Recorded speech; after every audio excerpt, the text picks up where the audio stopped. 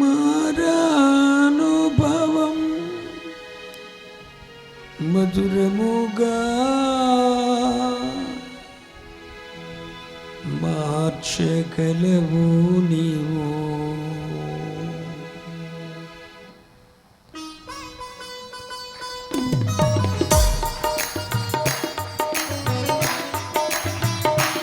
అనుకున్న వాళ్ళకి దగ్గర కూర్చో.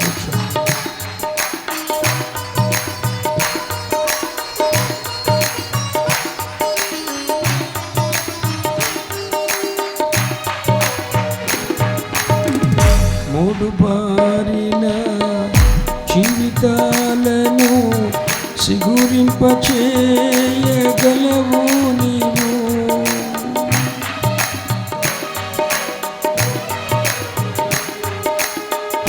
మూడు బారిన జీవితాలను సిగురింపచేయగలవు నీవు. మరణానుభవం మధురముగా మార్చగలవు నీవు. మరణానుభవం మధురముగా మార్చగలవు నీవు. మహోన్నతుడా నీ కృపలో నేను నివసించుట నా జీవిత ధన్యతయున్నది. స్తోత్రం. అందరూ కూడా ఆత్మలో ఏకీభవించి స్తోత్రమయ్యా.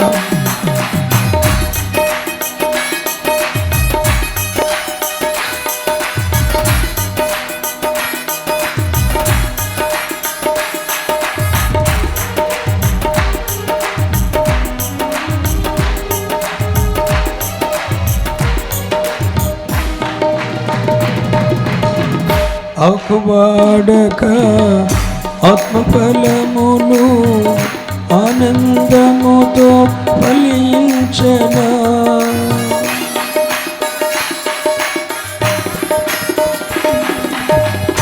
ఆకువాడక ఆత్మఫలములు ఆనందముతో ఫలించనా. జీవజలముల ఊటయైనా నీవు నన్ను నాటితివా. జీవజలముల ఊటయైనా నీవు నన్ను నాటితివా. మహోన్నతుడా నీ కృపలో నేను నివసించుట నా జీవిత ధన్యతయున్నది. మహోన్నతుడా నీ కృపలో నేను నివసించుట. మహోన్నతుడా నీ కృపలో నేను నివసించుట నా జీవిత ధన్యతయున్నది. నా జీవిత ధన్యతయున్నది. నా జీవిత ధన్యతయున్నది.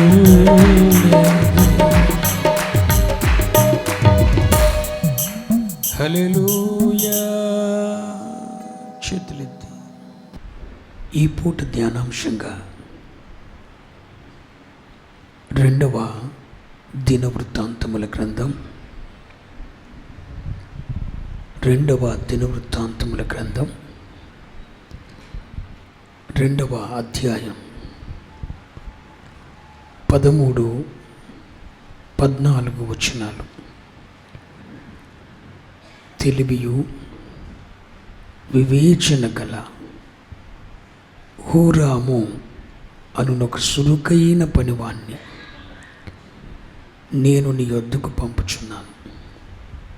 అతడు దాను వంశపురాలకు ఒక స్త్రీకి పుట్టినవాడు. వాని తండ్రి తూరు సంబంధమైనవాడు.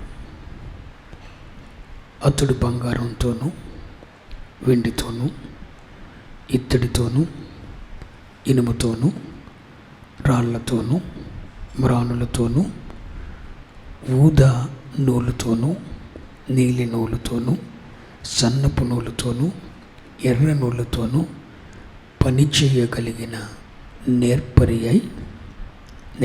అయినవాడు. సకల విధముల చెక్కడపు పని యందు మచ్చులు కనిపించుటయందును యుక్తి కలిగి నీ పనివారికి నీ తండ్రి అయిన దావీదు అను నా ఏలినవాడు నియమించిన ఉపశాలులకును సహకారి అయి వాటన్నిటినీ నిరూపించుటకు తగిన సామర్థ్యము గలవాడు. ఆ మాట మీరు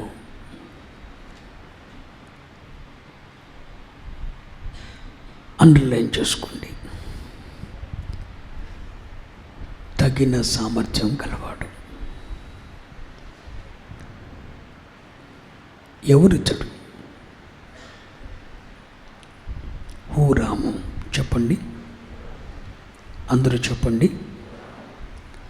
సొలొమోను మందిరాన్ని కడుతున్న రోజులవి. ఆ రోజుల్లో తూరు రాజైన హీరాముకు ఒక ఉత్తరం రాశాడు. నేను దేవుని మందిరాన్ని కడుతున్నాను, నీ దగ్గర అందుకు సరిపోయిన పనివారు ఎవరైనా ఉంటే పంపించండి అని. అప్పుడు తూరు రాజైన హీరాము తన దగ్గర ఉన్న హూరాము అనే ఒకరిని పంపించాడు. ఎవరు? హూరాము. ఈ హూరాము ఇప్పుడు సొలొమోను కడుతున్న మందిర నిర్మాణానికి తోడ్పడటానికి తూరు ప్రాంతం నుండి యెరూషలేం వచ్చాడు. సొలొమోను కడుతున్న దేవుని మందిరానికి, ఆ మందిర నిర్మాణానికి సకల విధములైన పని చేయగలిగిన సామర్థ్యము కలిగిన ఒకడు తూరు నుండి వచ్చాడు. అతని పేరేంటి?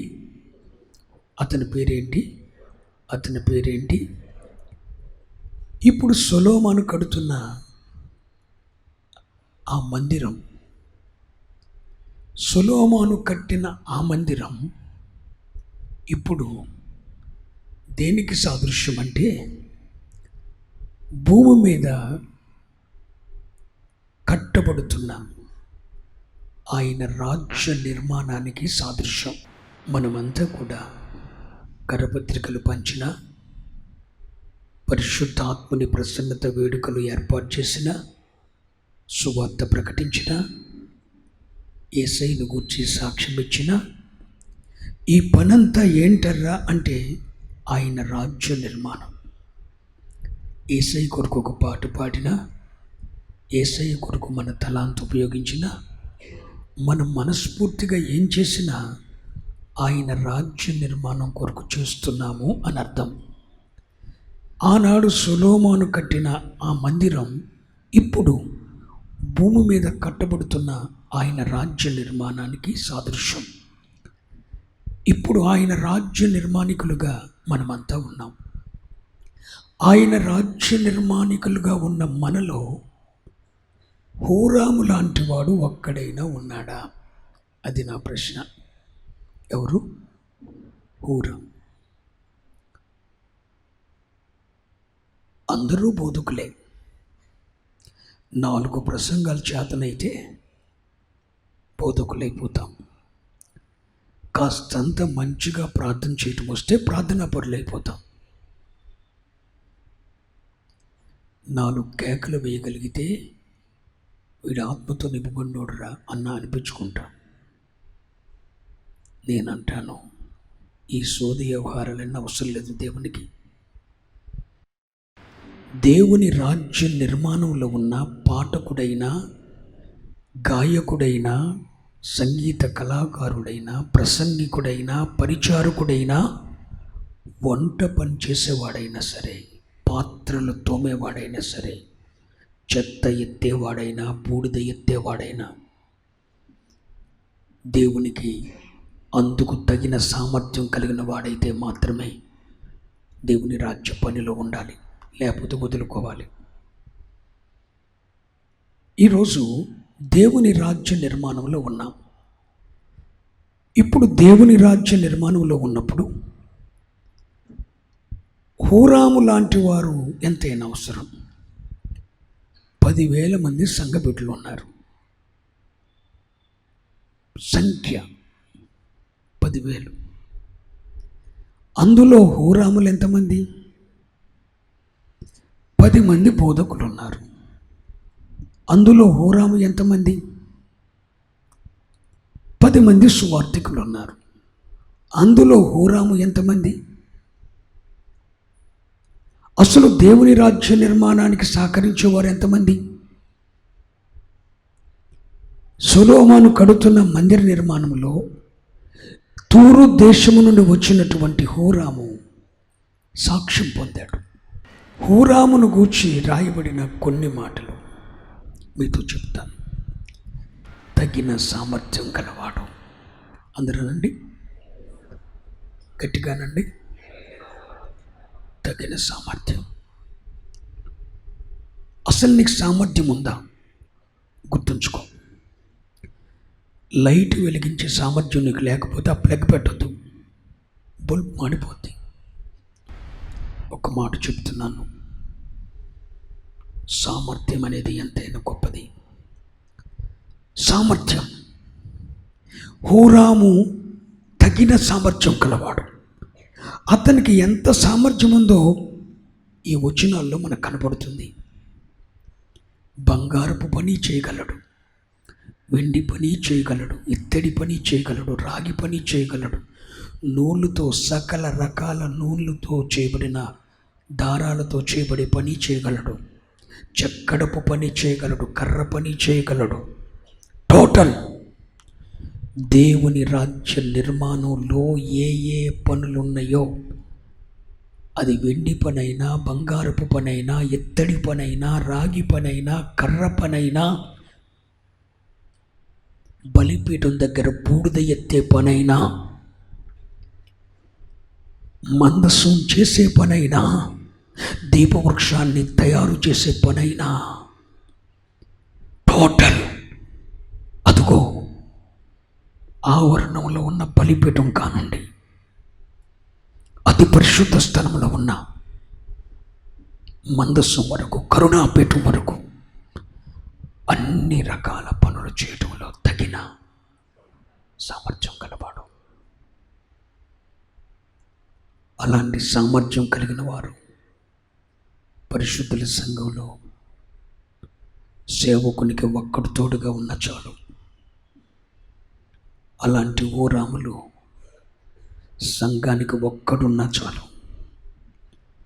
అలాంటి హూరాములు జీవము గల దేవుని సంఘంలో ఒక్కడున్నా చాలు. సామర్థ్యం, సామర్థ్యం, తగిన సామర్థ్యం కలవాడు. నేనంటాను, నీకు సామర్థ్యం లేకపోతే మూసు కూర్చో, నా వల్ల కాదు అని. సామర్థ్యం ఉందని పొయ్యి అగటోయటానికి వచ్చావా, దేవుడు నిన్ను లెక్కడుగుతాడు. నీకు సామర్థ్యం ఉంటే అన్ని పనుల్లో ఉండు. బోధించుటకు సామర్థ్యత లేనప్పుడు నా వల్ల కాదు, పక్కకు వెళ్ళిపో. సరైన రీతిలో ఆత్మావేశంతో, ఆత్మ నింపుదలతో, ప్రజలను ఆత్మతో నింపబడే విధంగా అభిషేకంతో కూడిన ఆరాధనను చేయలేకపోతే నా వల్ల కాదని పక్కకు వెళ్ళు. మనుషుల మెప్పు కొరకు కాదు, దేవుని ఘనత కొరకు. ఒక సంఘం యొక్క బాధ్యత నువ్వు సరిగ్గా నిర్వర్తించలేనప్పుడు ఆ సంఘం యొక్క వ్యవస్థ, అక్కడున్న ఆత్మీయుల యొక్క ఆత్మీయత నీ వల్ల పాడైపోతుంటే చేతగాడు వాడిని చెప్పి వెళ్ళిపో. దేవునితో సెలగాటం మంచిది కాదు. పవిత్రత, పరిశుద్ధతలో నీ ఉండలేకపోతే ఆ మాటలు పరిశుద్ధ సంఘంతో మాట్లాడటానికి ధైర్యం తెచ్చుకోవద్దు. నీకు అప్పగించబడిన సంఘంలో, అక్కడున్న ఆత్మీయుల జీవితాల్లో, అక్కడున్న ఆత్మీయతలు అణగార్చబడిపోయే స్థితి ఉంటే అందుకు తగిన సామర్థ్యం నాకు లేదని చెప్పేసి అడుగుతున్న మీలో ఎంతమందికి సామర్థ్యం ఉంది? మైక్ దొరికితే పాట పాడుతావు నీవు. అసలు నీకు సామర్థ్యం ఉందా? సామర్థ్యం ఉందా? ఒక పాట ఇవ్వకపోతే అడుగుతావు నీకు సామర్థ్యం ఉందా? ఒక వాయిద్యం వాయించేటప్పుడు నీకు సామర్థ్యం లేకపోతే దేవుడు నిన్ను లెక్కడుగుతాడు. ఆయనకు కావలసింది సామర్థ్యం, సంఘాన్ని నడిపించగలిగిన సామర్థ్యం, పరిశుద్ధతలోనికి ప్రజలను తీసుకొని వెళ్ళగలిగిన సామర్థ్యం, ఖండించి ఉపదేశించగలిగిన సామర్థ్యం. బంగారం దగ్గరకు వచ్చేసరికి బంగారం పని చేయాలి, వెండి దగ్గరకు వస్తే వెండి పని చేయాలి, ఇత్తడి దగ్గరకు వస్తే ఇత్తడి పని చేయాలి, కర్ర పని దగ్గరకు వస్తే కర్ర పని చేయాలి, నూలు దగ్గరకు వస్తే నూలు పని చేయాలి. అది సంఘం. ఎక్కడ ఏ పని చేయాలో ఆ పని చేయకపోతే సామర్థ్యం లేనట్టే. ఒక మాట చెప్తాను, వింటారా? యేసయ్య తన దగ్గర ఉన్న మీనాలను కాదు, తలాంతులను అందరికీ ఇవ్వలా. ఒకడికి 1, ఒకడికి 2, ఒకడికి 5. ఒకడిని పిలిచాడు, ఈ తలాంతు తీసుకోరా నీవు అన్నాడు. ఒరే నువ్వు ప్రార్థన పరుడురా, ఈ తలాంతు నీ దగ్గర ఉంచుకో అన్నాడు. ఇంకొకరిని పిలిచాడు, నీ దగ్గర 2 తలాంతులు ఉన్నాయి, పరిచర్య చేయగలవు, ప్రార్థించగలవు, ప్రకటించగలవు, ఈ తలాంతులు నీ దగ్గర ఉన్నాయి, వీటిని నీకు ఇస్తున్నాను, ఉంచుకో. ఇంకొకరిని పిలిచాడు, నువ్వు ప్రార్థించగలవు, పరిచర్య చేయగలవు, సంఘాన్ని నడిపించగలవు, నీ ఆత్మీయ జీవితాన్ని కాపాడుకోగలవు, ఈ తలాంతులు నీకున్నాయి, ఇవి నీ దగ్గర ఉంచుకో అని ఒకడికి 1, ఒకడికి 2, ఒకడికి 5 ఇచ్చాడు. ఏం ప్రభువా నువ్వు అన్యాయస్తుడివి? ముగ్గురు నీ తోటలోనే ఉన్నాం కదా, ముగ్గురు నీ ఆత్మీయ బిడ్డలమే కదా, ముగ్గురు కొరకు నువ్వు రక్తాన్ని కార్చావు కదా, మేము ముగ్గురు నీ సొత్తే కదా, నాకెందుకు ప్రభు 1 ఇచ్చావు? ఓ అబ్బాయి, అది నీ సామర్థ్యంరా అన్నాడు. ఏం ప్రభు నాకు 2 ఇచ్చావు? అది నీ సామర్థ్యం. ఏం ప్రభు నేను అనర్హుణ్ణి కదా, యూస్లెస్ ఫెలో, నేను పనికిరాని వాడిని కదా, ఆ 1 ఇచ్చిన వాడికన్నా ఈ 2 ఇచ్చిన వాడికన్నా నేను పనికిరాని వాడినయ్యా, అనర్హున్నయ్యా, అపాత్రున్నయ్యా, నాకెందుకయ్యా 5 ఇచ్చావు? నీవందుకు సమర్థుడురా, సామర్థ్యం కలవాడురా అని ఒకడికి 1, ఒకడికి 2, ఒకడికి 5 ఇచ్చాడు. ఇచ్చిన దేవుడు ఊరకనే కూర్చోలా, మరలా వారిని పిలిచి లెక్కడిగాడు. నేను నీకు తలాంతు ఇచ్చాను బ్రదర్, ఏం చేశావు? 5 ఇచ్చినోడు ముందు వచ్చేసాడు. ఎక్కువ ఇచ్చిన వాడే లెక్క చెప్పాలి కదా ముందు. ఎక్కువ ఇచ్చినోడిని అడుగుతారా, తక్కువ ఇచ్చినోడిని అడుగుతారా? ఎక్కువ ఇచ్చినోడే వచ్చాడు. ప్రభువా నీవు నాకు 5 ఇచ్చావు కదా, 5కు 5 10 సంపాదించాను. వా, బలా నమ్మకమైన మంచి దాసుడా, నువ్వు సమర్థుడు అని నాకు తెలుసురా, నీ సామర్థ్యం నాకు తెలుసురా, అందుకే నీకు 5 ఇచ్చాను.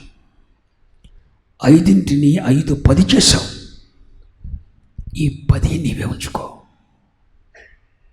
ఈ 10 నీవే ఉంచుకో. అంతేకాదు, అదుకో ఆ 10 పట్టణముల మీద నిన్ను అధికారిగా నియమిస్తున్నాను. ఆ 10 పట్టణములకు నువ్వు పాలకుడు అయి ఉండు, ఏలుబడి చేయి. ఈ 10 తలాంతులు నీవే, ఆ 10 పట్టణాలు నీవే, ఎల్లో నా రాజ్యాన్ని స్వతంత్రించుకో అన్నాడు. నెక్స్ట్ వాడిని పిలిచాడు. ఏం బాబు ఏంట్రా అన్నాడు. ప్రభువా, నువ్వు నాకు 2 ఇచ్చావు కదా, 2కు 2 4 చేశానయ్యా. ఓ, నువ్వు సమర్థుడివి, సామర్థ్యం కలవాడివి.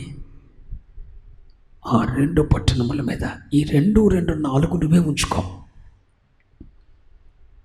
2 2 4 నువ్వే ఉంచుకో. ఆ 4 పట్టణముల మీద నీవు అధికారమై ఉండు. వాడికి ఒక 4 పట్టణాలు ఇచ్చాడు. ఒకటిచ్చిన వాడిని పిలిచాడు. ఏంద్రబ్బాయ్ అన్నాడు. తమరి సంగతి నాకు తెలీదా? ఏంటి? తమరి సంగతి నాకు తెలీదా? పెట్టి దెప్పెడతారు. ఏంటి? లెక్క అడుగుతారు. ఇచ్చినోడు లెక్క అడగడా? ప్రభువే అడిగాడు. తమరి సంగతి నాకు తెలీదా? విత్తని చోట పైరు కొయ్యాలని చూస్తావు నీవు, విత్తకుండా పైరు కొయ్యాలని చూస్తావు నీవు. నువ్వు కఠినుడివి, నువ్వు కఠినుడు అన్న సంగతి నాకు తెలుసు.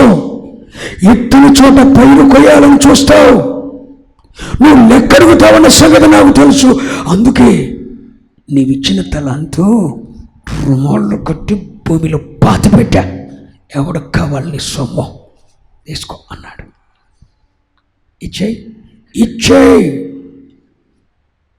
ఇచ్చేసాడు. తీసుకో. అరే 10 సంపాదించినోడు ఇట్రారా అన్నాడు. ఇది కూడా నీవే ఉంచుకో. పిల్లలారా, నీ సామర్థ్యాన్ని నువ్వు ఉపయోగించిన రోజున చేతగాని వాడవైపోతావు. జాగ్రత్త చెప్తున్నాను. నీ సామర్థ్యవంతుడు అనే దేవుడు నీకు ఒక పని అప్పచెప్పాడు. నీకు సామర్థ్యం ఉందని చెప్పే నీకు 2 తలాంతులు ఇచ్చాడు. నీకు సామర్థ్యం ఉందని చెప్పే 5 తలాంతులు ఇచ్చాడు. ఒకటిచ్చాడంటే అర్థం ఏంటో తెలుసా? నీకు ఆ సామర్థ్యం ఉంది, లేక కాదు. నీకు 2 ఎందుకు ఇచ్చాడో తెలుసా? ఆ సామర్థ్యం నీలో ఉంది. నీకు 5 ఎందుకు ఇచ్చాడో తెలుసా? ఆ సామర్థ్యం నీలో ఉంది. కానీ నీ సామర్థ్యాన్ని ఉపయోగించి 2కు 2 4 5కు 5 10 నువ్వు చేయకపోతే నీకివ్వబడినది యేసు మరలా తీసేసుకుంటాడని ఈ రాత్రి ప్రకటిస్తున్నాను. Be careful. మరొక విషయం చెప్తున్నా. సామర్థ్యం లేకుండా ఏ పనిలోనైనా నువ్వు అడుగు పెడితే అది ఊరిలో సరిపోతుంది, జీవము గల దేవుని సంఘంలో సరిపోదు. నా చిన్నతనంలో ఒకడు మురళి అనేవాడు ఉండేవాడు, నా క్లాస్మేటే. వాడు మందిరంలో మురకాసులు ఆవించేవాడు. ఆడికి రాదు, కానీ ఊపుతూ ఉండేవాడు. ఆడు ఊపితే పాడిపోయేది. అరే మురళి, నీకు మురకాసులు ఆవిస్తూ రాదురా, నీకు సామర్థ్యం లేదురా బాబు, అది ఇంకొకరికి ఎవరా బాబు, 3 సంవత్సరాలు బట్టి నువ్వు మురకాసులు ఆవిస్తూ నేర్చుకోలేదురా, నీకు ఆ సామర్థ్యం లేదురా బాబు, మానేసేయరా, వదిలేసేయరా బాబు, ఇంకొకరికి ఈడంటే ఈడాడు. ఆఖరిగా మురళిగాడు మురకాసులు ఆవిస్తూ చేత కాలేదు. మురకాసులు ఆవిస్తూ చేత కాక ఆ మురకాసులు ఆవించే కాడే సామర్థ్యం లేక ఓ సామర్థ్యం ఉన్నట్టు నటించాడు. ఆఖరికి ఒక రోజున దైవ సేవకుడు హెచ్చరించాడు, సామర్థ్యం లేకుండా దేవుని పని చేయొద్దని. మరలా దేవుని మందిరానికి రాలేదు. అదే మురళి నా క్లాస్మేటే. అదే మురళి ఇక మందిరానికి రావటం మానేశాడు, అన్యుడిగా మారిపోయాడు. సామర్థ్యం లేకుండా దేవుని సంఘంలో పనిచేసినందుకు చెప్తున్నా, అన్యుడిగా మారిపోయాడు. విగ్రహారాధనతో కూడిన భార్యను చేసుకున్నాడు, యాక్సిడెంట్లో చనిపోయాడు. సామర్థ్యం లేకుండా మురకాసులు ఆవించినందుకు వచ్చిన పనిష్మెంట్ అర్థమైందా? సంఘములో నీకివ్వబడిన సామర్థ్యం ఏంటో దాన్ని బట్టి పనిచేయి. ఒకటి ఇస్తే ఒకటి, రెండు ఇస్తే రెండు, ఐదు ఇస్తే ఐదు. ఒకవేళ నీ సామర్థ్యాన్ని బట్టి కనుక నువ్వు పని చేయకపోతే నీకివ్వబడింది ఊడిపోద్దని చెప్తున్నాను ఈ రాత్రి. నీకివ్వబడిన ఏదైనా తొలగించబడుతుందని చెప్తున్నాను. నీ సామర్థ్యాన్ని రుమాల్లో కట్టి భూమి కింద పెట్టడానికి కాదు. నీకు ఒక వ్యాపారం అప్పచెప్పాడు, ఆ సామర్థ్యం నీకుందని. నీకు ఒక వ్యవసాయ పని అప్పచెప్పాడు, ఆ సామర్థ్యం నీకుందని. బయట ఒక వ్యాపారం అప్పచెప్పాడు, అందులో నీ సామర్థ్యాన్ని ఉపయోగించో. ఉపయోగించకపోతే నీ వద్ద నుండి తొలగించబడద్ది. Be careful. అలాగే జీవము గల దేవుని సంఘంలో కూడా సంఘ క్షేమాభివృద్ధి కొరకు, ఆయన రాజ్య వ్యాప్తి కొరకు నీకే సామర్థ్యం ఇవ్వబడిందో, నీకు ఇవ్వబడిన సామర్థ్యం ఏంటో చేతులెత్తి ప్రార్థించే సామర్థ్యం ఇవ్వబడిందా? వదిలిపెట్టొద్దు. కన్నీళ్ళు విడిచి ప్రార్థించే కృప అనుగ్రహించబడిందా? చాలా మంది ఆ కన్నీళ్ళు రాక అరువు తెచ్చుకుంటున్నారు అంటున్నారు, కానీ ఎలుపు రాట్లా. నేను చాలా మందిని చూస్తున్నాను ఏడవటానికి ప్రభువా, రెండు కన్నీళ్ళు చుక్కలు రప్పి ప్రభువా ట్రై చేస్తున్నారు ఏడుపు రాక. కానీ నీకు ఏడ్చే కృపిచ్చాడో ఆమెనన్నారా? కన్నీళ్ళు విడిచే ప్రార్థన ఆత్మ నీకు ఇచ్చాడంటే అదొక సామర్థ్యం. ఆ సామర్థ్యాన్ని పోగొట్టుకోవద్దు. నాకు తెలిసినప్పుడు కానుండి ఒకరి సంగతి ఎందుకులే, ఎప్పుడైనా సరే ఒక దైవజనుడు హెచ్చరించినప్పుడు, బోధించినప్పుడు కన్నీళ్లు విడిచి ప్రార్థించే కృపున్న ఏ వ్యక్తి అయినా ఖచ్చితంగా కనికరించబడతాడు. డానీ వాస్తవానికి సేవకుడు అవుతాడని ఎవడూ నమ్మలేదు. సేవకుడైనా సేవ చేస్తాడని ఎవడు అనుకోలేదు. ఆయన దగ్గర ఉన్న కృప ఏంటో చెప్పనా? ఈ రోజు నుండి కాదు, మొదటి నుండి కూడా నేను గద్దిస్తే, హెచ్చరిస్తే, వర్తమానం ద్వారా దేవుడు మాట్లాడితే ఒక పసిపిల్లోళ్ళలాగా ఏడ్చే కృప ఉంది. అదొక తలాంతం. ఆ కృప లేని దైవ సేవకులు ఏడవటానికి ట్రై చేస్తారు, వాళ్ళకి రావు. కన్నీళ్ళు లేవు, వాళ్ళు పేదోళ్ళు, నిరుపయోగమైన వ్యక్తులు. నీ కన్నీరు విడిచి ప్రార్థించే ఆత్మ ఉందా? దాన్ని ఎన్నడూ పోగొట్టుకోవద్దు. నువ్వు పడుకున్నప్పుడు కూడా నీ తిండి తడవాలి. నీకు తెలియకుండానే నీ కళ్ళ వెంబడి కన్నీళ్ళు కారుతూనే ఉండాలి, ప్రార్థిస్తూనే ఉండాలి, మొర్ర పెడుతూనే ఉండాలి. చేతులెత్తే కృపించాడా, సామర్థ్యం ఇచ్చాడా? వదిలిపెట్టొద్దు. కన్నీళ్ళు విడిచే సామర్థ్యం ఇచ్చాడా? వదిలిపెట్టొద్దు. పవిత్రతలో బ్రతికే కృపించాడా? అపవిత్రతను దగ్గరకు రానియొద్దు. లోకానికి వేరుగా అందరి వలె కాకుండా ఒక ప్రత్యేక జీవితం జీవించే కృపించాడా? అదొక సామర్థ్యం. అందరూ లోకంతో మిళితమైపోతారు, కానీ నువ్వు లోకంతో మిళితం అవ్వకుండా ఒక ప్రత్యేకమైన జీవితం జీవించే కృపించాడా? అదొక సామర్థ్యం. దాన్ని వదిలిపెట్టొద్దు. దాన్ని వదిలిపెట్టొద్దు. దాన్ని వదిలిపెట్టొద్దు. నీ సామర్థ్యం ఏంటో, నీ సామర్థ్యం ఏంటో, నీకు ఇవ్వబడిన సామర్థ్యం ఏంటో, సంఘములో దేవుడు నీకు ఇచ్చిన సామర్థ్యం ఏంటో, ఆ సామర్థ్యాన్ని బట్టి 1కి 2, 2కు 4, 4కు 8, 8కి 16 సంపాదించుకోనండి. నీకు పోస్టర్ వేసే సామర్థ్యం ఇచ్చాడా? ప్రతి మీటింగ్కి నువ్వే వేయాలి. ఆ సామర్థ్యాన్ని పోగొట్టుకోవద్దు. సేవకుని ప్రేమించే సామర్థ్యం ఇచ్చాడా? ఆ స్థానాన్ని పోగొట్టుకోవద్దు. నీ సామర్థ్యం ఏంటి? 1కి 2, 2కు 4, 4కు 8, 8కి 16 విస్తరించు, అభివృద్ధి చేసుకో, ఇంప్రూవ్మెంట్ చేసుకో, విస్తరిస్తూ ఉండు. అక్కడే ఉండిపో. ఇదివరకు బాగా ప్రార్థన చేసేవాడురా వీడు, ఏమైందో ఈ మధ్యన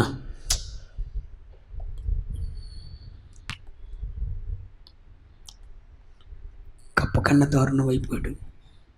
ప్రార్థన రాట్లా, దబుళ్ళు అటు ఇటు వామించాలి, కళ్ళల్లో కాస్తంత కారం కొక్కాలి, అప్పుడన్నా వస్తుంది. సామర్థ్యాన్ని వదులుకుంటున్న వారు ఉన్నారు. కానీ ఇక్కడ చూడండి, హూరాము సంఘ నిర్మాణంలో, దేవుని రాజ్య నిర్మాణంలో వెండి కాడ వెండి పనిచేసేవాడు, బంగారం కాడ బంగారం పనిచేసేవాడు. నేను ప్రార్థన చేస్తున్నాను, ప్రభువా నీ పరిచర్యకు ఉపయోగపడినాడు ఎవడో మినిస్ట్రీలో ఉండకూడదు. ఆల్టర్లో విశ్వాసుల్లో ఉండాలి, పని చేయకూడదు. పరిచర్యకు ఉపయోగకరం కానివాడు, సామర్థ్యం ఉండి పని చేయని వాడిని దేవుడు ఒక రోజున తీసేస్తాడు. యేసు నామమున ప్రకటిస్తున్నాను, నీకు సామర్థ్యం ఉండి నువ్వు పని చేయకపోతే నీకివ్వబడింది తొలగించబడుతుంది. నీకు సామర్థ్యం ఉంది, బలం ఉంది, బండి నడపగలవు, పోస్టర్ వేయగలవు, వంట వండగలవు, పాత్ర తోవగలవు, బలం ఉంది, శక్తి ఉంది, పాడగలవు, కరపత్రిక పంచగలవు. నీ సామర్థ్యాన్ని ఉపయోగించకపోతే నీకు ఇవ్వబడింది నీ యొద్ద నుండి తొలగించబడుతుందని ప్రకటిస్తున్నాను. నీ సామర్థ్యం ఏంటి? సామర్థ్యం, దాన్ని ఉపయోగించండి. హూరాము తగిన సామర్థ్యము కలవాడు. అందరూ అనండి, తగిన సామర్థ్యం కలవాడు. అసలు హూరాము అనే మాటకు అర్థం ఏంటో తెలుసునా? గనుడు. అందుకని గనుడయ్యాడు. మందిరం 46 సంవత్సరాలు కట్టారు. హలో, సొలొమోను కట్టిన మందిరం ఎన్ని సంవత్సరాలు? 40 years, 46 years, 46 సంవత్సరాలు కట్టారు. కానీ మందిరం అంతటిలో ఘనత పొందింది ఎవడు? హూరాం. అరే, ఈ బంగారం పని ఎవడు చేశాడురా? హూరాము. వెండి పని ఎవడు చేశాడురా? హూరాము. ఇత్తడి పని ఎవడు చేశాడురా? హూరాము. కర్ర పని ఎవడు చేశాడురా? హూరాము. ఈ నీల ధూమ రక్త వర్ణ వస్త్రాలు కలిగిన సన్నని నారతో నూలుతో పేసిన ఈ వస్త్రాలు, ఈ నడికట్లు ఎవడు చేశాడురా? ప్రతి చోట హూరాము పేరే ఉంది. కానీ మన పేరు ఎక్కడో తెలుసా? తినే కాడ. మన పేరు ఎక్కడో తెలుసా? సేవకుల బోర్డు కాడ. కానీ మిగిలిన చోటు ఉండం. ఒక కరపత్రిక పంచటం చేత కానీ నీవు, క్రీస్తు కొరకు బూడిద ఎత్తలేని నీవు, ఒక్క పరిచర్య చేయగాని నీవు ఎందుకు సమర్థుడు రా బాబు? నీ వల్ల ఏమవుతుంది? తొంగపర కొంగదు. దేవుని సంఘానికి ఒక యూస్లెస్ పిలవ. నువ్వు సామర్థ్యం ఉండి పని చేయని వాడవి. కానీ సొలొమోను కట్టిన మందిరం దగ్గర బంగారం దగ్గరికి వచ్చినా హూరామే జ్ఞాపకం వస్తాడు, వెండి దగ్గరికి వచ్చినా హూరామే జ్ఞాపకం వస్తాడు, ఇత్తడి దగ్గరికి వచ్చినా హూరామే నేను అనేది ఏంటో తెలుసా? జీవము గల దేవుని సంఘములో ఉన్న నీవు కూడా మందిరములో ప్రతి చోట నీ పేరుండాలి. పరిచర్య చేసే కాడ నీ పని ఉండాలి, ఇస్తరులు ఎత్తే కాడ నీ పని ఉండాలి, బూడిద ఎత్తే కాడ నీ పని ఉండాలి, వడ్డించే కాడ నీ పని ఉండాలి, పరిచర్య చేసే కాడ నీ పని ఉండాలి, పెత్తనం చేసే కాడ నీ పని ఉండాలి. అన్నిట్లో నీ ఉండాలి.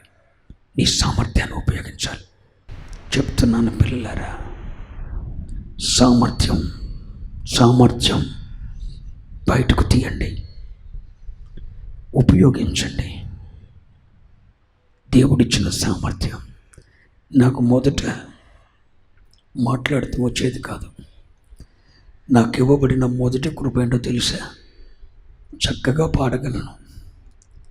అప్పట్లో, ఇప్పుడు కాదు, ఇప్పుడు దేవుడు తీసేసాడు. పాడాలని ఉంది కానీ లేదు. నాకు ఇవ్వబడిన మొదటి కృప ఏంటో తెలుసా? మంచిగా పాడేవాడిని. ఎవడైనా అనేవాడు, పాస్టర్ గారు ఎవరైనా మా ఊరు వస్తే, రే పెట్ట కొంచెం కోతగనం అనేవాడు. అలా మంచిగా పాడే కృప వచ్చాడు. పాడుతూ డ్రమ్ము నేర్చుకున్నా. డ్రమ్ము కొడుతుంటే ఆత్మ అభిషేకం దిగొచ్చేది, ప్రవశించేది సన్నిధి. దాని తర్వాత మెల్లగా బై వన్ పరిచర్య అంతా నేను చేసేవాడిని. మందిరంలో పాట పాడేవాడిని, డ్రమ్ము కొట్టేవాడిని, పరిచర్య చేసేవాడిని, చేపలు చుట్టేవాడిని, గుడి కడిగేవాడిని, అయ్యగారింటి ముందు వాకటు వచ్చేవాడిని, కలాపు కొట్టేవాడిని, అయ్యగారింట్లో మంచినీళ్ళు బింది తెచ్చేవాడిని, అయ్యగారింట్లో బట్టలు ఉతికేవాడిని, అయ్యగారి కాళ్ళ దగ్గర కూర్చొని అన్నీ నావే. అటు అమ్మగారు హృదయం నేనే దోసుకునేవాడిని, ఇటు అయ్యగారి హృదయం నేనే దోసుకునేవాడిని. అమ్మగారికి బీమేరు పెట్టేవాడిని, అయ్యగారికి కాళ్ళు నొక్కేవాడిని.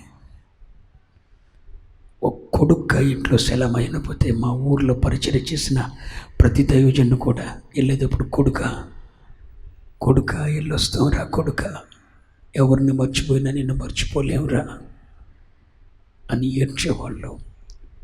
అందరికీ పెద్ద కొడుకుని అయిపోయేవాడిని, అందరికీ చిన్న కొడుకుని అయిపోయేవాడిని. దేవుడు నాకు ఇచ్చింది ఒకటే, కానీ 10 చేశాను. 20 సంవత్సరాల క్రితం నాకు అప్పగించబడింది చింత చెట్టు కింద పరిచర్య. కానీ రోజు విశాలమైన మందిరాల్లో, ఎకరాల భూముల్లో దేవుని పరిచర్య జరుగుతుంది. నాకు మొదట ఇవ్వబడింది 4 బిడ్డలు. ఈ రోజున నలుదిక్కులా విస్తరిస్తుంది. సామర్థ్యాన్ని బయటకు తీసాం, సామర్థ్యాన్ని ఉపయోగించాం. ఏ ఒక్కరోజు కంటి నిండా పడుకోవటం నాకు తెలియదు. ఆదమర్చి నిద్రపోయిన రోజు నాకు లేదు. ఉలిక్కి పడలేసేవాడిని. అమ్మో టైం అయిపోయింది. అలా కన్ను మూసుకుంటే ఒక 10 నిమిషాలు ప్రశాంతంగా నిద్రపోగానే ఏం జరుగుతుంది, బయట ఏం పని జరుగుతుంది, వెంటనే అదొకలాంటి భయం, ఆతృత వచ్చేస్తుంది. చెప్తున్నా పిల్లలారా, నీ సామర్థ్యాన్ని బయటకు తీసుకుంటా. సామర్థ్యం. హోరాము తగిన సామర్థ్యం కలవాడు. సామర్థ్యం ఉందని చెప్పే ప్రపంచ సువార్థీకరణను దేవుడు ఈ దీనుని చేతికి అప్పచెప్పాడు. అది నా దర్శనంగా మారిపోయింది. నా కళ్ళెదుట ప్రపంచం కనపడుతుంది. ఆ దర్శనం చెదరిపోనివ్వడు నా దేవుడు. సామర్థ్యం. ప్రతి చోట ఓ సలహా ఇస్తాను, అరే లెట్రిన్స్ ఇలాగే ఉండాలి. అయ్యా మీకు ఎట్టొత్తి ఐడియా? అదంతే, ఇది ఇలాగే ఉండాలి. ప్రతి దాంట్లో ఒక ఐడియా, ఒక ఆలోచన. సామర్థ్యం. 2కు 4, 4కి 8, 8కి 16 చేసుకోండి. ఇచ్చిని మాత్రమే దాచుకోవద్దు చెప్తున్నాను. తగిన సామర్థ్యం కలవాడు. నేను అడుగుతున్నా, మీలో ఎంతమందికి సామర్థ్యం ఉంది? సామర్థ్యం ఉండి పోస్టర్ అయిన దరిద్రులు ఎంతమంది? సామర్థ్యం ఉండి మందిరం దగ్గర పరిచర్య చేయని దరిద్రులు ఎంతమంది? సామర్థ్యం లేక కాదు, సామర్థ్యం ఉండి. దేవుడు మిమ్మల్ని లెక్క అడుగుతాడు. కానీ బైబిల్లో ఉంది, అతడు తగిన సామర్థ్యం కలవాడు. తగిన సామర్థ్యం కలవాడు. ప్రభు కూడా అన్నాడు,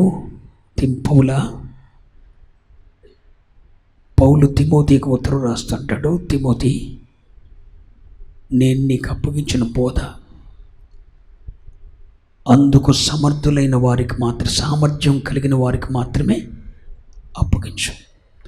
అంటే రేపొద్దున దేవుడు సంఘ పరిచర్యలు కూడా ఎవరికి అప్పచెప్తాడు? సామర్థ్యం కలవాడికి అప్పచెప్తాడు. యెహోషువ, మోషే తర్వాత నాయకత్వం యెహోషువది. ఎవడు అనుకోలేదు యెహోషువ నాయకుడు అవుతాడని. అసలు ఎవడికి తెలియదు. యుద్ధం చేయడం తప్ప మనోడికి ఏం తెలియదు. యుద్ధం చేసేవాడు జయం మోషేదనేవాడు.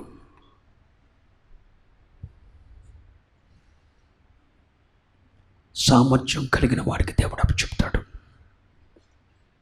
నేను చెప్తున్నాను పిల్లలారా, సామర్థ్యాన్ని అడిగి తీసుకోండి దేవుని యొద్ద నుండి. సామర్థ్యం కలిగి దేవుని పని చేయండి. ఒకటి, హూరాము తగిన సామర్థ్యం కలవాడు. మరొక వ్యక్తిని మీకు పరిచయం చేస్తాను. ఆదికాండం 49వ అధ్యాయం 20వ వాక్యం. ఆషేరు వద్ద శ్రేష్టమైన ఆహారము కలదు, రాజులకు తగిన మధుర పదార్థములను అతడిచ్చును. చాలు చాలు. ఆషేరు గురించి బైబిల్లో రాయబడింది ఏంటో తెలుసునా? శ్రేష్టమైన ఆహారం అతని యొద్ద ఉందట. అతని గురించి బైబిల్లో రాయబడిన మాట ఏంటంటే, రాజులకు తగిన మధుర పదార్థాలు ఉన్నాయట. ఎవరికి తగిన రాజులకు తగిన మధుర పదార్థాలు ఆషేరునొద్దున్నాయి. ఆషేరు ఎవడు?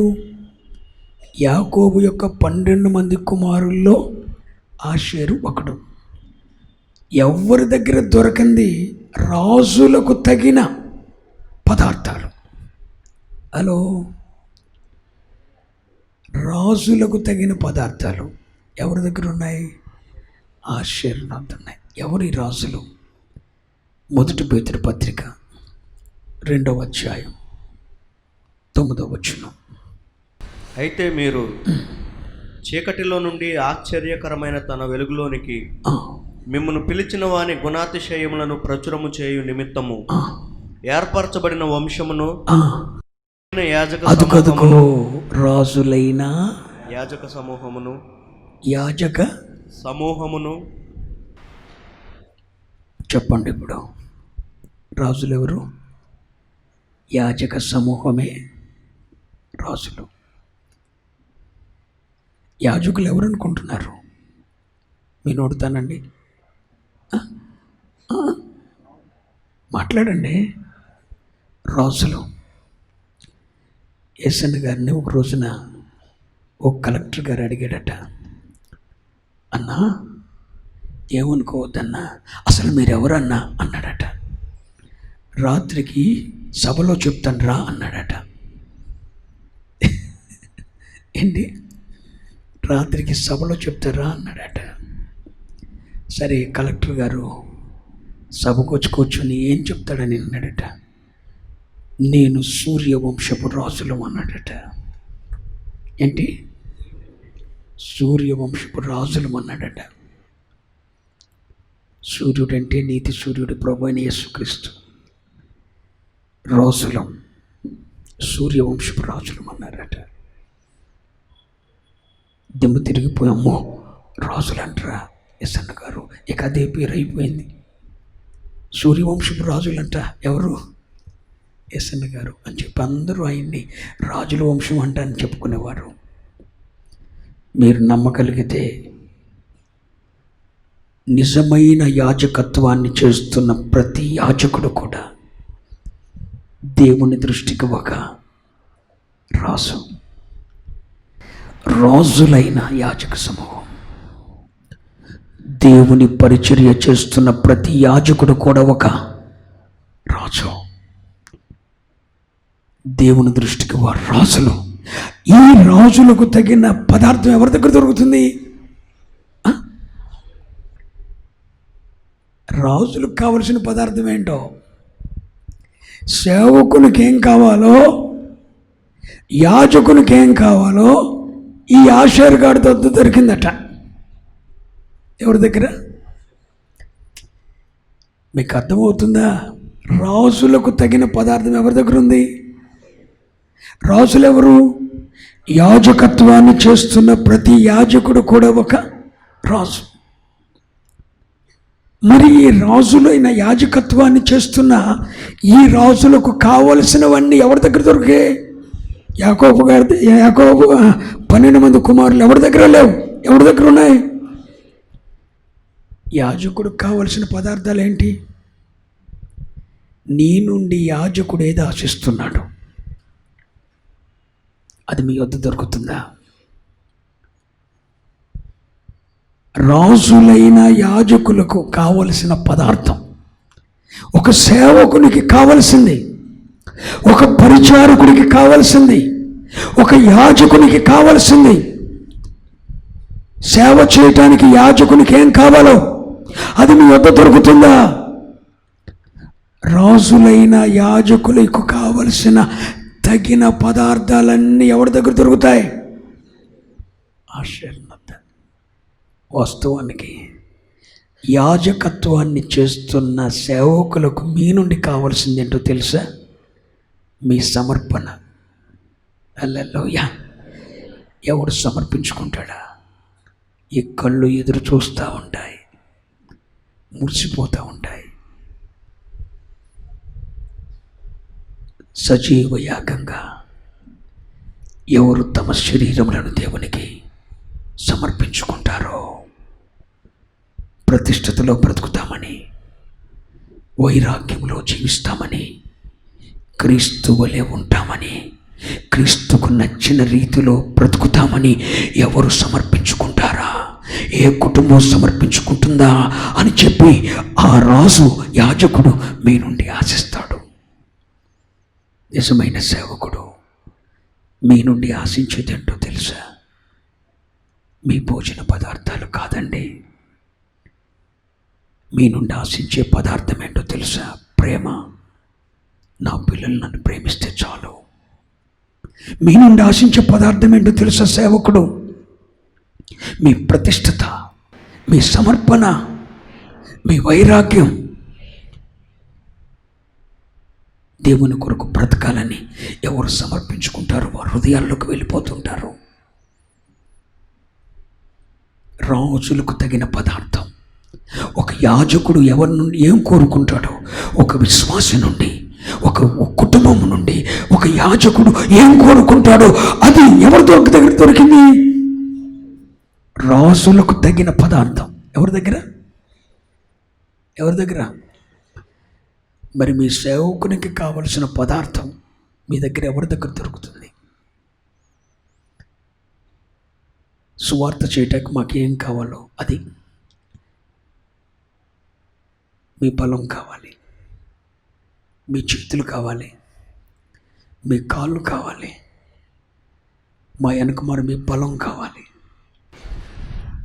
మాకు కావలసింది మీ నుండి ఒక ప్రతిష్టత, ఒక త్యాగం, ఒక రోషం, దేవుని కొరకైన వైరాగ్యం, ప్రపంచాన్ని దేవుని కొరకు సంపాదించాలన్న ఒక త్యాగం, ఒక సమర్పణ మీ నుండి ఆశిస్తాడు. యేసును ప్రకటించకపోతే మా గుండెలు అవిసిపోతాయి. యేసు గురించి సాక్ష్యం ఇవ్వకపోతే మేము సజీవ శవాల్లాగా మిగిలిపోవలసి వస్తుంది. అందుకని ఆరోగ్యాన్ని లక్ష్యం పెట్టకుండా, బలం లేకపోయినా బలం ఉన్నట్టు, ధనం లేకపోయినా ధనం ఉన్నట్లు మాకు కావలసిన పదార్థం మీలో ఎవరి దగ్గర దొరుకుతుంది? మీ కాళ్ళు దేవుని కొరకు పరిగెత్తాలని మేము కోరుకుంటాం. మీరు దేవుని సన్నిధిలో కనపడాలని మేము కోరుకుంటాం. ఇదేగా మాకు కావలసిన పదార్థం. మీకేమైనా కావాలా? వేరే పదార్థాలు ఏమైనా కావాలా? కాస్తంత విషం పెట్టి పెడతారు, పోతాం.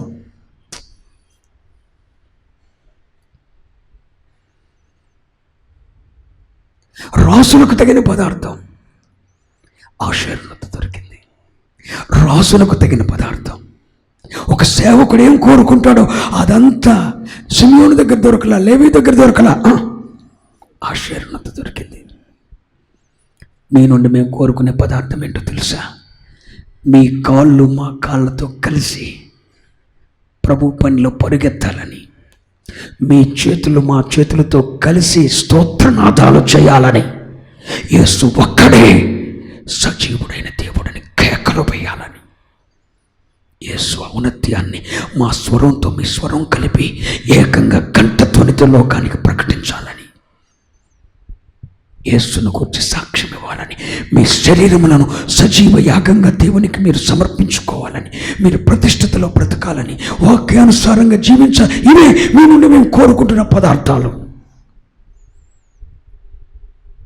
ఒక చెల్లి వైరాగ్యంలోకి వచ్చిందంటే మా హృదయాలు ఎంత సంతోషిస్తాయి.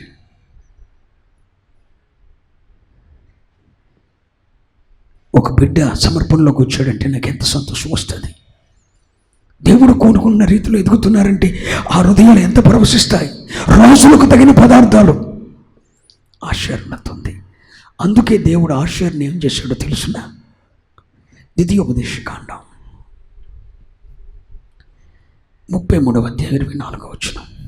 ఆషేరును గూర్చి ఇట్లా నేను ఆషేరు తన సహోదరుల కంటే ఎక్కువగా ఆశీర్వదింపబడును. అతడు తన సహోదరుల కంటే కటాక్షమునందును తన పాదములను తైలములో ముంచుకొనును. స్తోత్ర చెప్పండి. హల్లెలూయా, హల్లెలూయా. అక్కడ 2 మాటలు ఉన్నాయి. ఆషేరు తన సహోదరులందరికంటే ఎక్కువగా ఆశీర్వదించబడ్డాడు. ఏంటి కారణం? యాజకుడికి కావలసినవన్నీ అతని దగ్గర దొరుకుతాయి. సేవకు కావలసిందంతా ఆ ఇంట్లో దొరుకుద్ది. సేవకు తగిన పదార్థాలు, ఒక యాజకునికి తగిన పదార్థం, ఒక యాజకుడు కోరుకుంటున్న సమర్పణ, ఒక యాజకుడు కోరుకుంటున్న వైరాగ్యం ఎక్కడ దొరికింది? అందరూ చెప్పండి. ఆషేరు వద్ద. అందుకే దేవుడు ఏం చేశాడు? ఆషేరును ఎక్కువగా ఆశీర్వదించాడు. ఆషేరు మీద ఎక్కువ కటాక్షం వచ్చిందట. ఎక్కువ కటాక్షం, ఎక్కువ ఆశీర్వాదం ఆషేరుకు. వై? ఎందుకు? రాజులకు కావలసిందంతా అక్కడే దొరికింది. అరే, సేవకునికి ఆహారం దొరకాలంటే ఆ ఇంటికి పోవాలరా. సారెపత్తులో ఉన్న విధవరాల దగ్గరికి వెళ్ళాలి, ఇంకెక్కడ దొరకదు. ఏలియాకు కావలసిన పదార్థం ఎక్కడ దొరికింది? విధవరాల దగ్గరే దొరికింది. ఒక సేవకునికి కావలసింది నీ ఇంట్లో దొరుకుతుందా? నీ ఇంట్లో కడుగు పెట్టాలంటే ఒళ్ళు చల్దరిస్తుంది, రావాలని అనిపించడం లేదే. నీ దగ్గర దొరుకుతుందా? రాజులకు తగిన పదార్థం. రాజులంటే ఎవరో కాదు, యాజక సమూహమే రాజులు. దేవుని పరిచర్య చేస్తున్న యాజకులే రాజులు. ఆ యాజకులకు దొరికే పదార్థం నీ దగ్గర ఉందా? యాజకుడు మీ నుండి ఏం కోరుకుంటున్నాడు? అది మీ దగ్గర దొరుకుతుందా?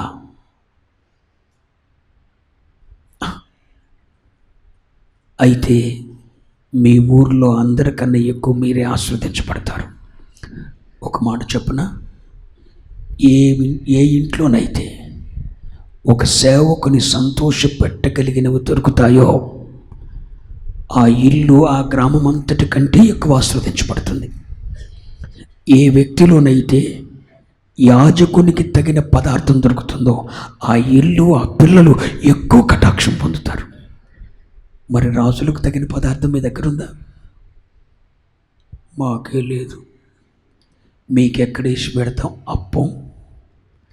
అసలు వేసి పెట్టి చూడు, మొదట అప్పం మాకు ఇచ్చి చూడు. సుయ్యం అనే పెన్ను ఆగలేదట ఏసన్ అన్నాడు. ఇక ఆ పెన్ను 365 రోజులు 24 గంటలు సుయ్ అంట ఉండేదట పెన్ను. ఏంట్రా బాబు, అందరు కరువు అయితే ఈ పెన్నం ఎలా శబ్దం వస్తుందంటే అది యాజకు తగిన పదార్థం ఆ ఇంట్లో దొరికింది. హల్లెలూయా. ఎక్కువ ఆశీర్వాదం, ఎక్కువ సంతోషం. ఈరోజు నేను మీతో చెప్తున్న మాట శ్రద్ధగా వినండి. సేవకు కావలసిన పదార్థం, ఒక యాజకుడు మీ నుండి కోరుకుంటున్న పదార్థం మీలో ఎవరి నుండి అయినా దొరికిందా? ఆషేరు నొద్ద రాజులకు తగిన పదార్థం ఉంది కాబట్టి ఆషేరును ఎక్కువగా ఆశీర్వదించబడ్డాడు. ఆషేరును ఎక్కువగా దీవించాడు. పచ్చిమిరగాయలు తెచ్చుకోవటానికి మా చిన్నతనంలో పావుల లేనప్పుడు మా అమ్మ సండే స్కూల్కి వెళ్తుంటే తల ఒక ₹1 చేతిలో పెట్టి దాసి ఉంచేది. ఎప్పుడు 40 సంవత్సరాల 35 సంవత్సరాల క్రితం చెప్తున్నా. రూపాయి మా చేతుల్లో పెట్టి నా గ్లాస్ బియ్యం నాకే, మా తమ్ముడు గ్లాస్ బియ్యం మా తమ్ముడికే, మా ఇంకొకటి తమ్ముడు గ్లాసు ఆడిదే, ఎవరి గ్లాసు ఆడిదే, ఎవడు రూపాయి వాడికే. దాస్యం వచ్చేది. పచ్చిమిరకాయలు తెచ్చుకోవటానికి పావుల పచ్చిమిరకాయలు అప్పు తిండిరా అని అనేది మా నాన్న అనేవాడు. ఈరోజు మన ఇంట్లో వండుకుంటా చేరు బియ్యం లేవు, చేరు డబ్బా నిండా తెచ్చుకెళ్తున్నాం అనేవాడు. యథార్థం చెప్తున్నా.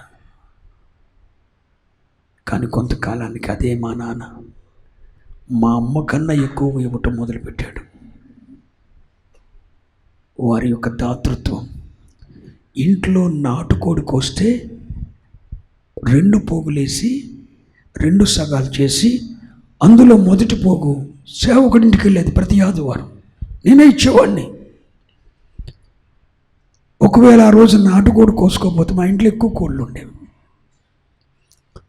ఒకవేళ నాటుకోడి కోయకపోతే కనుక ఏదైనా మాంసం తెస్తే మాతో పాటు వాళ్ళకు కూడా మాంసం తెచ్చిచ్చేవాడు. ఎవరు? మా నాన్న. నేను తీసుకెళ్ళిచ్చేవాడిని. ప్రతి ఆదివారం పూట సేవకునింటికి మా ఇంట్లో ఉండి పార్సల్ వెళ్ళేది. అందుకు మా అమ్మ కారణం. ఆ తల్లి చేసిన ఆ త్యాగపూరితమైన పరిస్థితులు ఈరోజు మమ్మల్ని ఎక్కువగా ఎంత ఎక్కువ, మా ఊరిలోనే మేము ఎక్కువ కదా, మా ఊరిలోనే నేను ఎక్కువ, అంత ఎక్కువగా చేశాడు. అందరికంటే ఎక్కువగా చేశాడు. అందరికంటే ఎక్కువగా ఆశీర్వదించేశాడు. ఎంత ఆశీర్వదించాడంటే ఒక్క కడుపు నిండటానికి ఎంగిలి మెతుకులు దొరకని మా బ్రతుకులో 100 మంది కడుపులు నింపగలిగిన సామర్థ్యత ఇచ్చే విధంగా ఆశీర్వదించాడు. ఈ ఆశీర్వాదం నీకొద్దా?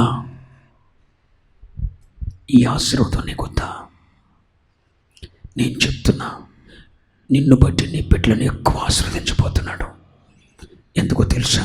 ఒక యాజకుడు ఏది కోరుకుంటున్నాడో అది నీలో ఉంది. ఆమెనండ్రే లేదు కాబట్టి అనలేరు.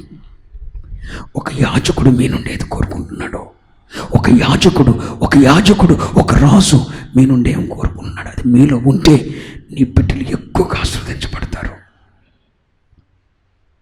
ఎక్కువ కటాక్షం పొందుతారు.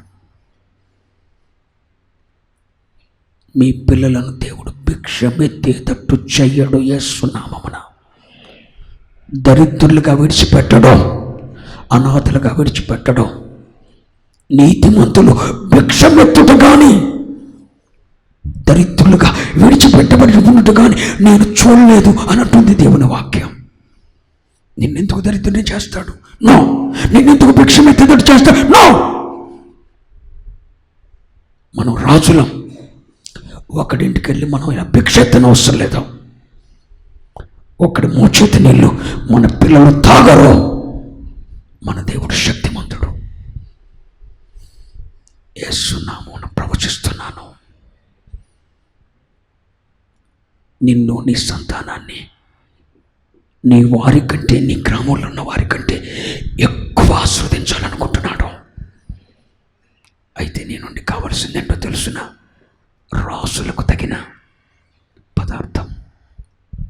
ఒక రాజు నీ నుండి ఏం కోరుకుంటాడు? ఒక సేవకుడు నీ నుండి ఏం కోరుకుంటాడు? ఒక సేవకుడు నీ బిడ్డల నుండి ఏం కోరుకుంటున్నాడు? అది మీ ఇంట్లో నీలో దొరకగలిగితే ఎక్కువ ఆశీర్వాదం, ఎక్కువ కటాక్షం మీకే. యేసు నామమున ఆమేన్. ఎక్కువ ఆశీర్వాదం. ఒకటి, తగిన సామర్థ్యం గలవాడు. ఎవరు? హూరాము. రాజులకు తగిన పదార్థములు కలవాడు ఆషేరు. ఇంకొకరిని మీ ముందుకు తీసుకొస్తా. ముచ్చటగా 3వ విషయం చెప్పి ముగిస్తా.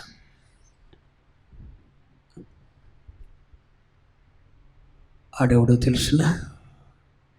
యెషయా పుస్తకం 50వ అధ్యాయం 4-5 వచనాలు. అలసిన వానిని మాటల చేత ఓరడించు జ్ఞానము నాకు కలుగునట్లు. అలసిన వాణ్ణి మాటల చేత ఊరడించు జ్ఞానము నాకు కలుగునట్లు శిష్యునికి తగిన నోరు యెహోవా నాకు దయచేసి ఉన్నాడు. హల్లెలూయా. ఏమి నోరు? శిష్యునికి తగిన. నువ్వెవరు? ఎవరు శిష్యుడు? ప్రస్తుతానికి నా శిష్యుడివే కదా. శిష్యునికి తగిన నోరు. తగిన నోరు. శిష్యునికి తగిన నోరు యెహోవా నాకు దయచేసి ఉన్నాడు. దేవుని పిల్లలమైన మనకుండవలసిన నోరు ఏ నోరు? అలాగే చిత్తం, నీ మాట చొప్పునే నాకు జరుగునుగాక అనే నోరు ఉండాలి. అలాగే చిత్తం, నీ మాట చొప్పునే నాకు జరుగునుగాక. ఇదే నోరు. ఒక గురువు గారు ఒక మాట చెప్పాడు, నువ్వేమనాలి? శిష్యునికి తగిన నోరు ఉంటే నువ్వేమనాలి? అలాగే అనాలి. చిత్తం ప్రభువా అనాలి. చిత్తం అనాలి. శిష్యునికి తగిన నోరు అలాగే ప్రభువా, చిత్తం ప్రభువా, నీ మాట చొప్పునే నాకు జరుగునుగాక. ఇదే నోరు. లోతు దగ్గర ఉంది, అలా కాదు అనలేదా లోతు? ప్రభువా అలాగూ కాదు అన్నాడు. ఎవరు? లోతు. కానీ అబ్రహాం అన్నాడు, నీకొక్కడై ఉన్న నీ కుమారుని కర్పించు. అలాగే చిత్తం ప్రభువా. ఇదే నోరు. శిష్యునికి తగిన నోరు. నీకొక్కడై ఉన్న కుమారుని మోరియా పర్వతం తీసుకుని వెళ్ళి దహన బలిగా నాకు అర్పించు, బూడిద చేయి, నీ కళ్ళు ఎదుట అడుంటకి వీల్లేదు అన్నాడు. ఎంత సుప్నాథుడు అయ్యా నువ్వు! ఒక్కను కొడుకుని చంపేయమంటావు, పూడి చేయమంటావు. నీలాంటి సుప్నా దేవుడు లే.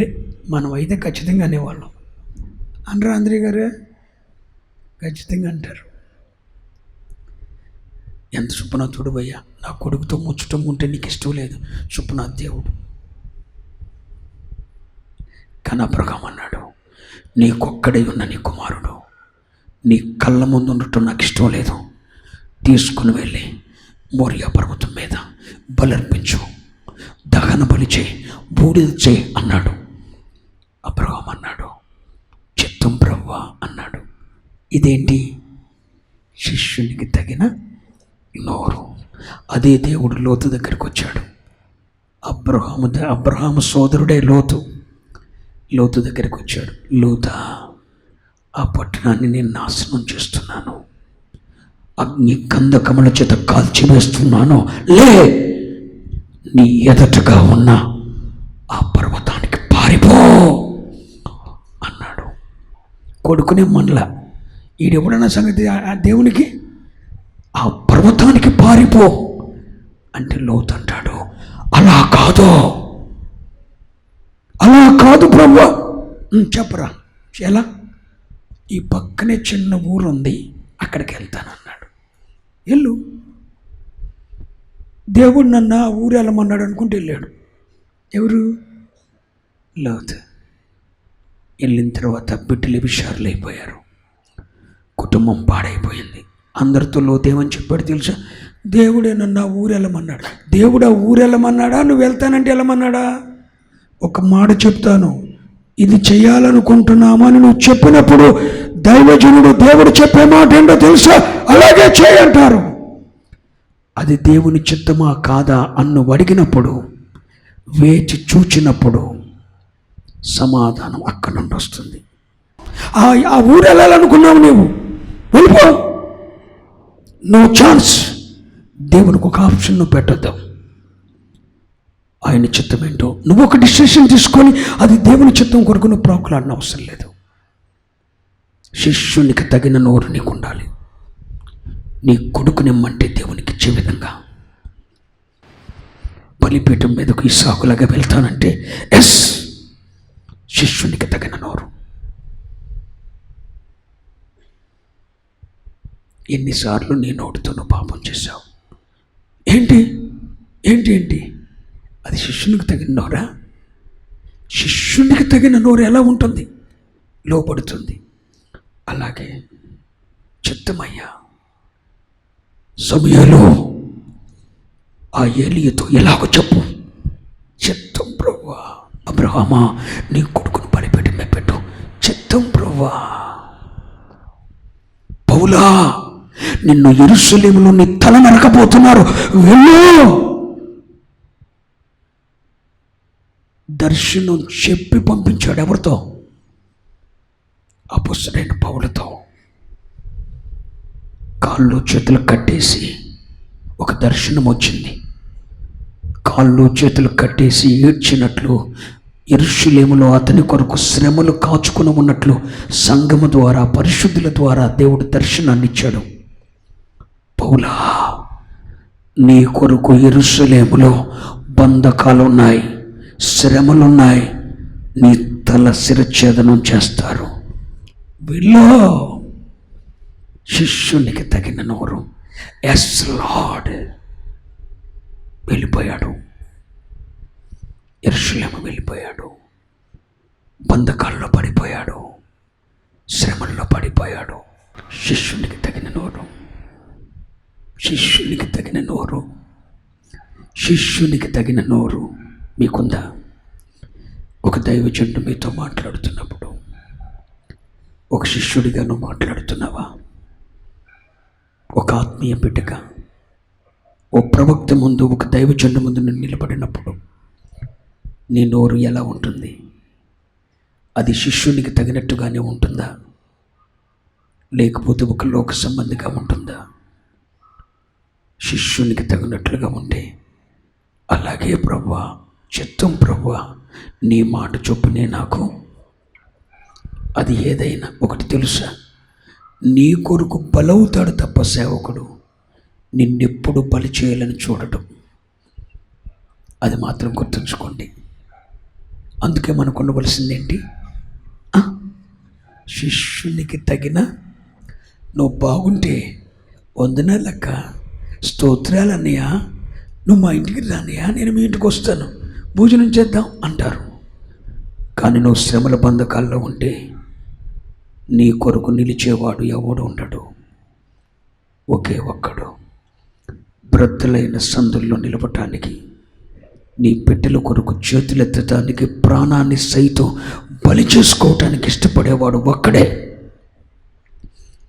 యాజకుడు. మా జీవితాలు బలిపీఠం మీద పెట్టాం. ఏనాడు వెనక్కి తీసుకోలేమే కాటిని, ఏనాడో పెట్టేశాం.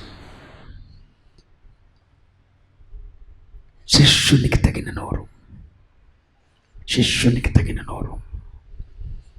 ఒక సేవకునితో మాట్లాడుతున్నప్పుడు నీ మాట ప్రేమను పంచాలి. నేను గద్దిస్తా, ఏంట్రా నువ్వు చేసింది, ఏంట్రా అన్నావు అనుకో, ఇక రెండోసారి నేను గద్దించలేము. అక్కడ కూడా చిత్తమయ్యా. అలాగే ఒక్కసారి ఓర్చుకుంటారా? శిష్యునికి తగిన నోరు. అలా కాదు అన్న మాటలు చెప్పకూడదు. అలాగే అలాగేనయ్యా, అలాగే నీ కొడుకు నువ్వు, అలాగేనయ్యా నీ జీవితాన్ని బలిపీఠమే పెట్టు, అలాగేనయ్యా బూడిదిగా మారు, అలాగేనయ్యా. ఇది శిష్యునికి తగిన నోరు. ఈ శిష్యునికి తగిన నోరున్న వాళ్ళ జీవితంలో ఏం జరిగిందో తెలుసా? వారెన్నడూ తిరుగుబాటు చేయలేదట. కింద మాట చదవండి. యెషయా గ్రంథం 50వ అధ్యాయం 5వ వచనం తరువాత, శిష్యునికి తగిన నోరు నాకు అనుగ్రహించబడిన, శిష్యులు వినున్నట్లుగా నేను వినుటకై ఆయన ప్రతి ఉదయమున నాకు వినుబుద్ధి పుట్టించుచున్నాడు. ప్రభువుకు యెహోవా నా చెవికి వినుబుద్ధి పుట్టింపగా నేను ఆయన మీద తిరుగుబాటు చేయ. శిష్యునికి తగిన నోరు నాకుంది. శిష్యునికి తగిన నోరు ఎవరికి ఉంటుందో వారెన్నడూ తిరుగుబాటు చేయరు, ఎదురు మాట్లాడరు. మీకు తెలుసా, 100 సార్లు నన్ను కొట్టాడు దైవ సేవకుడు. వందల పర్యాయాలు దైవ సేవకుల చేతుల్లో దెబ్బలు తిన్నాను నేను. ఎంతమంది దైవ సేవకులను శిక్షించారో అవి నాకు తైలాభిషేకంగా మారిపోయాయి. వాళ్ళందరికీ నేను రుణపడి ఉన్నాను.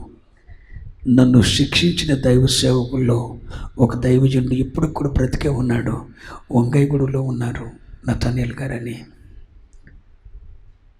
ఆయన రమ్ము చెడు తెచ్చుకొని కొడితే నా తల పగిలిపోయింది, రక్తం పళ్ళున బయటకు వచ్చింది. నతనేల్ గారు ఇప్పటికీ బ్రతికే ఉన్నారు, సజీవంగా ఉన్నారు. నా శిష్యుడని చెప్పుకుంటాడు. ఎప్పటికీ ఆయన దగ్గరికి వెళ్తే నేను శిష్యుల్లాగానే ఉంటా. అంకను కూడా యోషోబాయి గారి దగ్గరికి వెళ్తే శిష్యుల్లాగానే ఉంటా. కాళ్ళ దగ్గరే కూర్చుంటాను. ఎదురుగా కుర్చీలో కూర్చోవటానికి కూడా నేను ఇష్టపడను. నాకు ఆశీర్వాదాన్ని పంచిన వారి ఎదుట, నన్ను ఈ స్థితికి తెచ్చిన వారి ఎదుట చేతులు కట్టుకుని నిలబడటానికి ఇష్టపడతాను. ఈ రోజుకి వారి ముందు తెగించి కుర్చీలో కూడా కూర్చోవటానికి నా మనసు అంగీకరించదు. శిష్యునికి తగిన నోరు.